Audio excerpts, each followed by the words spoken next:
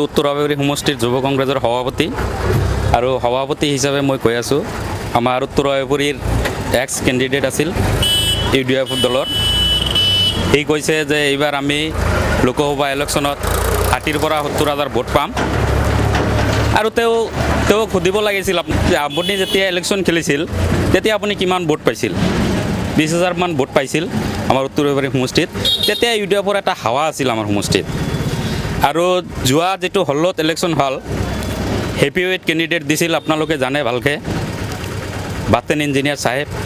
তেওঁ 34,000 ভোট পাইছিল নিয়াৰ আৰু সেই মানুহজন এতিয়া UDFৰ লগত নাই আপোনালোকে জানে গমে পাইছে এই মানুহজন এতিয়া আমাৰ লগত কেম্পিং কৰি আছে আৰু ওপেনভাৱে কংগ্ৰেছত যোগদান কৰিছে তে UDFৰ হাৱা কিমান আছে সিহঁতে নিজে নিজে গম পাই আছে আপোনালোকেও গম পাই আছে চাই আছে তে মোটামুটি 5,000 পৰা 10,000 মান ভোট পাব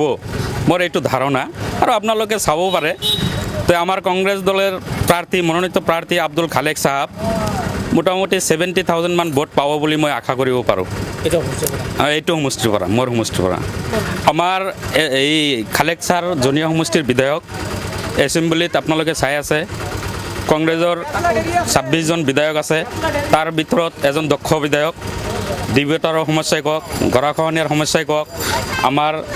জাতিৰ কাৰণেই কওক উন্নতিৰ কাৰণেই কওক যিমান কাম হৈছিল জনীয়া সমষ্টিত 2011 চনত যেতিয়া আমাৰ খালেক ছাৰ MLA হৈছিল তেতিয়াই সব ৰাস্তা ঘাট পকা হৈছিল হাবেজ সাহেব যেতিয়া MLA হৈছিল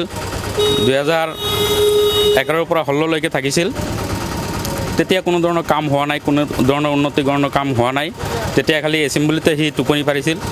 আৰু আমাৰ জাতিৰ কাৰণে একো মাত নামাতিলে সেইকাৰণে নেক্সটত যেতিয়া হলত ইলেকশ্যন হল আপোনালোকে নিজেই গম পাইছে যে 30,000 ভোটত আমাৰ যিজন কেণ্ডিডেট লোকসভাৰ 30,000 ভোটত ৰফিকুল হাবিজ সাহেবক পৰাজিত কৰিছে আৰু দিল্লীত এজন এনেকুৱা মানুহ পঠাব লাগে আমাৰ যেহেতু আমাৰ ৰাহুল গান্ধী চৰকাৰ হ'ব গোটেই ভাৰতবৰ্ষত এটা ঢেউ আহি গৈছে আগতে মোদী ঢেউ আছিল এতিয়া ৰাহুল আৰু প্ৰিয়ংকা ঢেউ আহি গৈছে আপোনালোকে দুদিনমান আগত শিলচৰত আমাৰ নেত্ৰী প্ৰিয়ংকা গান্ধী আহিছিল কমচে কম 1 লাখৰ বেছিত ৰোড শ্ব'ত মানুহ হৈছিল আপোনালোকে গম পায় তে এতিয়া আমাৰ খালেক ছাৰে জিকিব বুলি আমি 100% আশাবাদী জিকিব নে উন্নয়নৰ কিবা কাম আছে নাই উন্নয়ন কৰিব আমাৰ কেণ্ডিডেটজন উন্নয়নমুখী মানুহ আচ্ছা চাওক আমি শিক্ষিত হৈ যদি ঘৰত টোপনি পাৰোঁ সমাজৰ কিবা কাম হ'ব নেকি আৰু যদি এজন অশিক্ষিত মানুহে সমাজৰ কাম কৰে তে কাক গুৰুত্ব বেছি দিব আপোনালোকে তো আপোনালোকেই চিন্তা কৰক হাফিজ ৰফিকুল ইছলাম আপোনাৰ মতে মানে শুই থকা মানুহ তেনেকুৱাই যেহেতু 5 বছৰ সি MLA আছিল কোনো ধৰণৰ মাত মাতা নাই আমাৰ সংখ্যালঘু মানুহৰ কাৰণে সমষ্টিত কোনো ধৰণৰ উন্নয়ন কৰা নাই আমি দেখা পোৱা নাই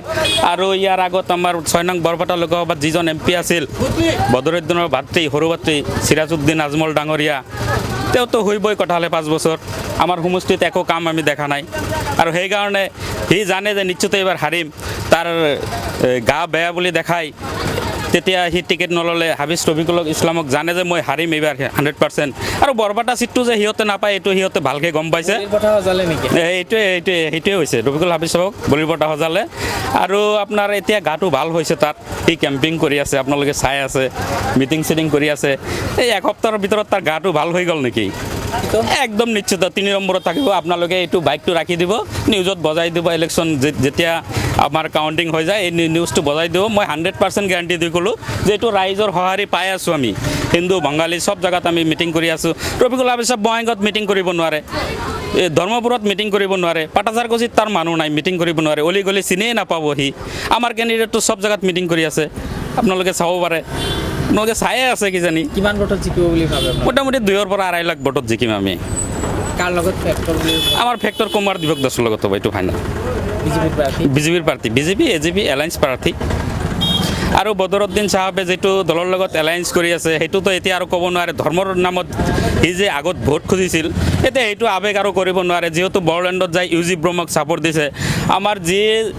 যি জনগোষ্ঠী মানুহে আমাৰ মুছলিম মানুহক 2012 চনত ঘৰ বাৰী জ্বলাই দিলে কিমান মানুহ মাৰিলে আৰু সেইটো দলৰ লগত যাই এলায়েন্স হ'ল কিমান টকা ল'ল সেইটো ৰাজহুৱাও কৰিব লাগে কিয় UG ব্ৰহ্মক ছাপোৰ্ট দিলে হীৰা হৰণীয়াক ছাপোৰ্ট দিব পাৰিলে হয় হীৰা হৰণীয়া যেহেতু অনাবৰৰ কেণ্ডিডেট আছিল হীৰা হৰণীয়াক ছাপোৰ্ট দিব লাগিছিল UG ব্ৰহ্মক কি স্বাৰ্থত ছাপোৰ্ট দিলে কিবা এটা ইয়াতে স্বাৰ্থ লুকাই আছে সদায় ব্যক্তিগত এই সদায় ব্যক্তিগত স্বাৰ্থৰ কাৰণে সি কাম কৰি থাকে আপোনালোকে জানে 2016 ইলেকশ্যনত কিমান ছিট আমাক হৰাই দিছে অলপ অলপ ভোট কাটি এইটো আপোনালোকে ভালকৈ জানে